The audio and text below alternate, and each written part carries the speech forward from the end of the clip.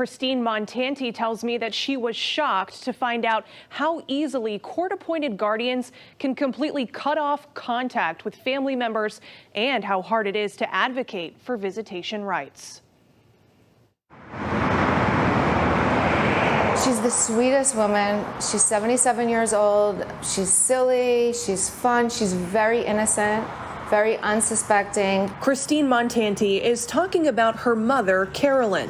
Despite the distance between them, Christine in Long Island, Carolyn in South Florida, the two were always close, talking on the phone at least twice a day.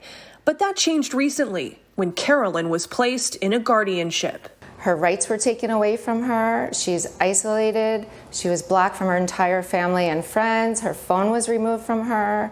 It was a guardianship arrangement with special circumstances. Christine's sister, acting as power of attorney, worked with a court-appointed elder care manager to make all of her mother's decisions.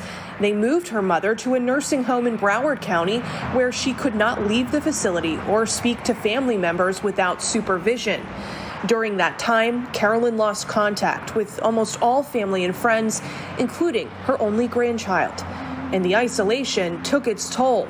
Christine shared these photos. She says they show how, in just a few months, her mother appeared to age and lose a significant amount of weight. You want to tell me what's happening with the case? Christine reached out to attorney Ron Denman for help after hearing about his track record in freeing Floridians in abusive guardianships, many kept in isolation. Is that common, and why is that allowed? It's common enough that I get calls all the time about this, and if there's nobody there being able to watch what's going on, there's nobody being able to report if the guardian's not doing the right thing. It's a pattern the I-Team has found in many guardianship abuse cases. In this case, Christine says she asked the court to hear evidence to permit her visitation, but she says she was never given the chance to speak. Under Florida law, guardians should allow the ward to maintain contact with family and friends unless the guardian believes that such contact may cause harm to the ward. That, advocates say, gives the guardian too much discretion to cut off anyone and everyone, no matter who the ward wants to see. But in other states, visitation rights are being written into guardianship law. For example, in California, guardians, called conservators, are not allowed to restrict visitation unless a judge specifically orders it. In Arizona, if a guardian restricts access, an individual can petition the court for a contact order. I'm fighting so hard because it's my mother. Christine and attorney Denman have been fighting to not only restore access to Carolyn, they're trying to dissolve the guardianship altogether. Getting new physician evaluations, these court filings show multiple doctors have determined Carolyn does have mental capacity despite a documented disability. And this fall, they had a sudden and surprise victory.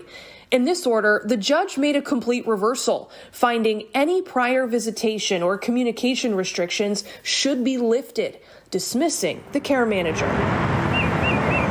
In other words, Carolyn got her freedom back, and Christine could visit her mother again. She moved her mother from the facility in Broward to this nursing home in Royal Palm Beach, where she tells us Carolyn is thriving.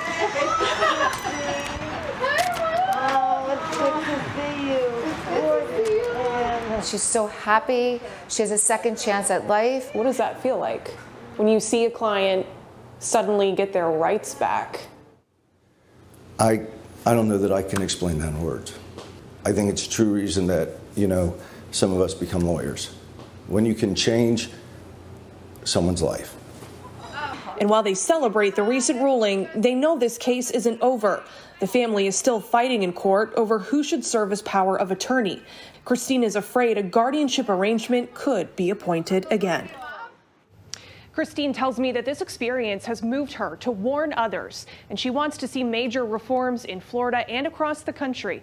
We, of course, reached out to Christine's sister, the prior care manager, and all of the attorneys representing them, but they never responded to our request for comment. Ashley and Sam. Danielle, if Christine's sister tries to hire another care manager, take back control of her mother's life, will it go to the same judge? Is it better to have the same judge on these cases, or maybe better to have a new set of eyes on it? Well, you can request a new judge, but those requests are usually denied. It often takes something really extreme, like a major conflict of interest, for a judge to be removed and a new one appointed. So a very difficult process. And what about an appellate process, Danielle?